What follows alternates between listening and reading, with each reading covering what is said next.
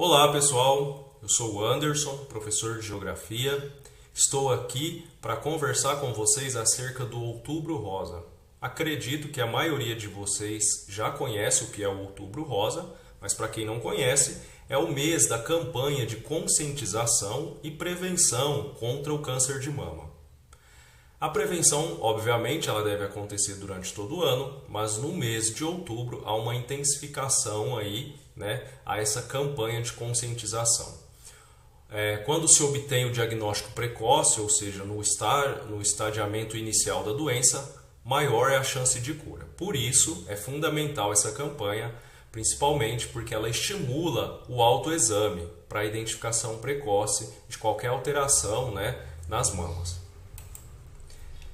Eu trouxe aqui alguns dados da incidência estimada de câncer de mama no Brasil, por região e por estado. Se a gente observar aqui, na região sul, há uma intensidade maior, há uma incidência maior aqui de câncer de mama, nos estados do Rio Grande do Sul, Santa Catarina, Paraná.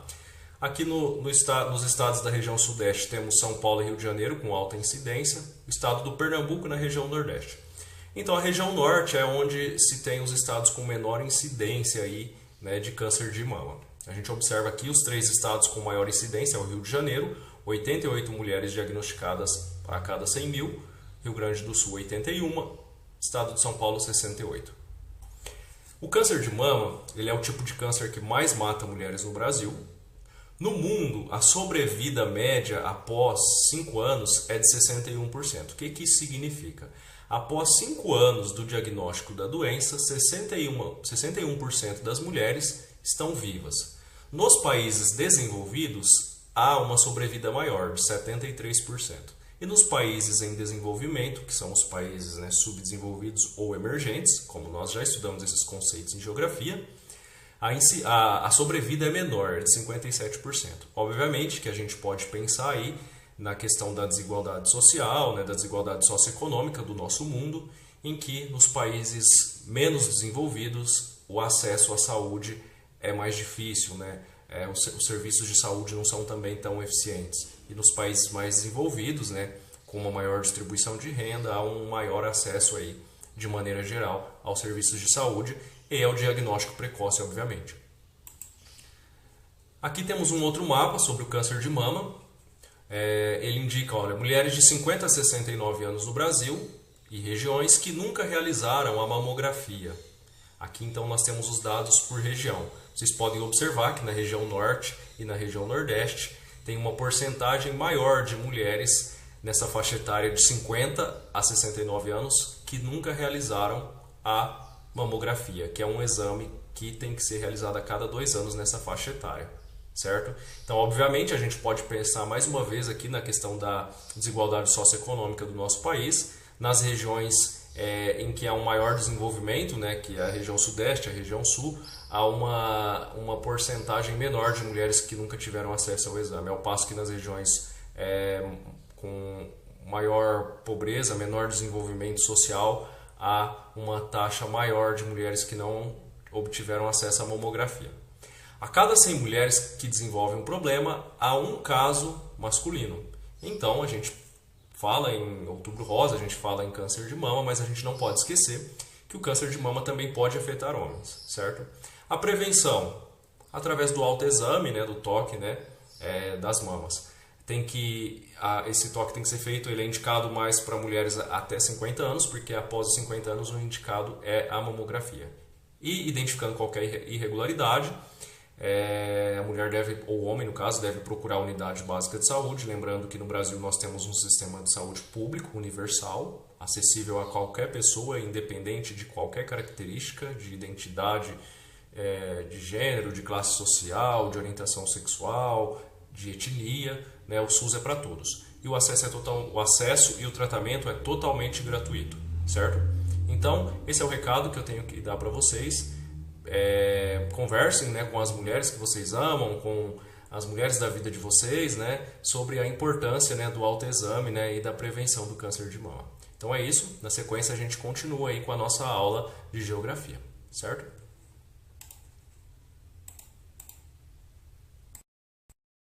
Pessoal, continuando então, aula de geografia, América Latina, aspectos naturais. Na aula de hoje nós vamos iniciar o estudo da América Latina. O conteúdo da aula ele está a partir da página 216, na apostila 3 do 9º ano do ensino fundamental. Uma breve revisão do que a gente estudou na última aula. Na última aula a gente encerrou a apostila 2 com o assunto da China. Falamos dos aspectos econômicos da China, né? Da agricultura, da pecuária, dos recursos minerais e energéticos e da indústria chinesa também. E na aula de hoje a gente inicia o assunto América Latina, inicialmente sob o ponto de vista dos aspectos naturais. América, formas de divisão. Vamos observar esses mapas aqui, são 2 mapas. O primeiro é uma divisão geográfica ou física da América. Tudo que está nesse mapa aqui é a América. Então, a divisão geográfica ou física divide a América em 3. América do Norte, América Central e América do Sul. Observem comigo aqui, acompanhem a seta do mouse, olha só, a legenda, da cor amarela, América do Norte, essa região aqui, que são 3 países, Estados Unidos, Canadá e México. América Central, na cor vermelha, temos diversos países aqui, com pequena extensão territorial, boa parte deles são insulares, né, países ilhas. E na cor roxa nós temos a América do Sul, que é a porção mais ao sul aqui da América, que é onde se localiza o Brasil, a Argentina, Paraguai, Uruguai, são 13 países aí que compõem a América do Sul. A outra forma de dividir a América é a divisão histórica ou cultural. Nós temos a América anglo-saxônica, na cor verde, que engloba apenas 2 países, que é o Canadá e os Estados Unidos, e todo o resto é a América Latina, né? Todos os países da América Central, todos os países da América do Sul e ainda o México, que pertence à América do Norte, quando a gente fala de divisão geográfica, mas quando a gente fala em divisão histórica, o México ele está inserido na América Latina. Falava-se, né, na questão da divisão por idioma, né? Mas essa divisão também não é tão precisa, porque na América anglo-saxônica nós temos, por exemplo, o Canadá, que é um país que tem como idioma oficial o francês, e o francês é um idioma de origem latina. Então essa divisão não é tão precisa. Assim como temos na América Latina outros países como Jamaica e Guiana, que são países que têm idiomas que não são de origem latina, mas são considerados pertencentes à América Latina. Então essa divisão, tendo por base o idioma, ela não é tão precisa. Aqui nesse mapa aqui nós temos a localização da América para vocês se situarem onde fica a América do mundo. Olha só, América do Sul, América Central e Caribe, né? E América do Norte. Isso é a América. Aqui é a Europa, na cor azul, Ásia, África, Oceania, certo? Continuando. Então a América Latina, ela tem uma área de cerca de 21 milhões de quilômetros quadrados aproximadamente. É uma região de grande diversidade de paisagens, até por conta da sua extensão territorial. Os critérios, né, para se considerar a América como América Latina: a colonização, certo? E principalmente o aspecto cultural e do idioma, que a gente já falou que não é tão preciso. Porque a América Latina ela passou por um processo de colonização diferente da América anglo-saxônica. Nós vamos falar disso já já nos próximos slides, certo? Então os países que pertencem à América Latina engloba as 3 Américas, como a gente já falou. O México ele pertence à América do Norte, mas quando a gente fala nessa divisão cultural, o México está inserido na América Latina. Engloba um conjunto de países subdesenvolvidos, alguns deles emergentes, né? Os países emergentes são aqueles países que são subdesenvolvidos, né? São pobres, mas eles têm uma industrialização, né? É um país industrializado. Podemos citar, por exemplo, o Brasil, a Argentina, o México. Esse mapa aqui mostra essa divisão aí também considerada como socioeconômica. Aqui então na cor verde nós temos a América Latina e na cor amarela a América anglo-saxônica, certo? Continuando. Vamos ver algumas imagens aí que ilustram a diversidade, né, da paisagem da América. Nós temos aqui uma atividade vulcânica, né, vulcões aqui no México. Essa região tem uma presença forte de atividade vulcânica. Aqui tem o nome dos vulcões. Esse conteúdo está na página 216. Ele fica aqui nas proximidades da cidade do México, na ocasião fotografado aqui no ano de 2016. Deserto do Atacama, no Chile. Então nós temos aqui uma região desértica. O deserto do Atacama, na foto aqui de 2018, ele é um dos mais elevados e secos desertos do mundo.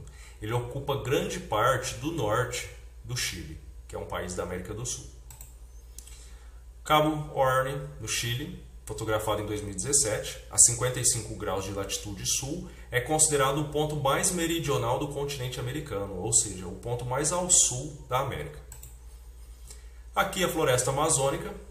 A floresta amazônica é uma floresta com características de densa vegetação e rica hidrografia, ou seja, tem muitos rios e muita vegetação nela.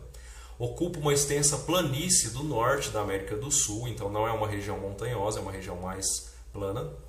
60% da floresta está contida dentro de um único país, que é o Brasil, seguido pelo Peru, que contém 13%. Então olha a diferença da composição da floresta amazônica. 60% dela está no Brasil, 13% no Peru. E ela também tem partes menores em outros países, como Colômbia, Venezuela, Equador, Bolívia, Guiana, Suriname e França. Por que França? A França não é um país europeu? É, mas a Guiana Francesa é um território aí que pertence à França, certo? Continuando. Então, por que a América Latina? A gente já falou um pouquinho sobre isso, né? Vamos continuar. Ela é denominada latina por ter sido colonizada predominantemente por descendentes dos povos latinos, como espanhóis, portugueses e franceses. Os ingleses e holandeses, né, que não são povos aí de origem latina, eles também participaram aí do processo de colonização de diversos países aí da América Latina, mas com diferentes graus de influência, né? No total, a América Latina ela é composta por 34 países e 13 possessões, como é o caso da Guiana Francesa, que a gente acabou de dizer, que é uma possessão da França. A maior parte da América Latina ela foi ocupada como colônia de exploração, diferentemente da América anglo-saxônica, que foi a colonização de povoamento. Qual que é a diferença? Na colônia de exploração, os países que tiveram esse processo de colonização, toda a riqueza que era gerada aqui nesses países era levado, né? Por exemplo, no caso do Brasil, Portugal, tudo que era produzido aqui, Portugal levava para a Europa, né? E vendia, né? Era levado para a metrópole. E nos países que teve a colonização de povoamento, como é os Estados Unidos, não. Os ingleses passaram a ocupar o território que hoje é denominado Estados Unidos e a riqueza produzida ali ficava ali, né? Então não era explorado. Então há essa diferença. Isso explica o porquê de muitos países serem subdesenvolvidos, porque foram submetidos, né, a um processo aí de exploração, certo? Como a gente vê aqui, ó, a formação de muitos países atualmente considerados subdesenvolvidos foram formados através desse processo aí de colonização por exploração. América Latina, observem esse gráfico aqui, ó, divisão política e extensão territorial, partes da divisão geográfica. Olha só, países independentes. A América do Norte, nós temos o México, pertence aí à América Latina, a extensão dele 1,9. A América Central tem 21 unidades, certo? 11 unidades são possessões, né? E a extensão aí de 0,7 milhões de quilômetros quadrados. E a América do Sul, com 17,7 milhões de unidades, temos aí 12 países independentes e 2 unidades, né, que são possessões. Então, esses aqui são os países, né, e as possessões que compõem a América Latina. Lembrando, são países das 3 Américas, né, porque o conceito de América Latina ele é um conceito predominantemente cultural, socioeconômico, tá? Não é geográfico. A divisão geográfica, né, é América do Norte, América Central e América do Sul. Correto? Vamos lá. Então, sobre o processo de colônias de exploração, a América Latina passou por esse processo. É uma política de exportação para atender as metrópoles europeias. Então, é aquilo que eu acabei de dizer, o que era produzido aqui era exportado, né, para as metrópoles europeias, ia para Portugal, ia para a Espanha, né, eles comercializavam as riquezas que eles retiravam aqui da América Latina, tanto do Brasil, Uruguai, Argentina, Paraguai. Tá? A economia ela era assentada na agropecuária e na mineração, nesse processo aqui de exploração. A mão de obra utilizada era a mão de obra escrava e acontecia a importação de produtos manufaturados, ou seja, praticamente não era quase nada industrializado aqui. A maioria dos produtos eram comprados de fora, então as pessoas que ficavam aqui do Brasil elas precisavam comprar esses produtos, né, da Europa. E acontecia também a questão da subordinação política e econômica às metrópoles europeias. Então o Brasil era subordinado a Portugal, né? Por exemplo, a Espanha tinha como subordinada a Argentina e os países que ela explorou aqui na América do Sul. Certo? América Latina, as colônias de exploração. O processo de independência dos países da América Latina foi um processo tardio se comparado com os Estados Unidos, que teve a independência declarada em 1776. Isso ocasionou grandes dificuldades de organização política e econômica após a independência desses países. Formou-se estados burocráticos, corruptos e militarizados, controlados por oligarquias autoritárias. Esse conceito vocês já viram em história, eu assinalei aqui, né, um breve resumo, né, do que seria a definição desse conceito. Então, oligarquias são governos de poucos, pequenos grupos do mesmo partido ou da mesma família que se mantém no poder. E aqui nós temos um mapa que ilustra aí, né, o ano, né, da independência dos países. Olha só, Honduras 1838, Bolívia 1825, Uruguai 1828, Paraguai 1811, Argentina 1816, Brasil 1822. O Brasil foi um dos países da América Latina que mais tardiamente conquistou a sua independência. Pessoal, o conteúdo da aula de hoje fica aí. A gente se vê na próxima aula, continua falando aí da América Latina. Aí a gente vai entrar mesmo especificamente aí na questão do relevo, né, da hidrografia da América Latina. É isso, bons estudos e até a próxima aula.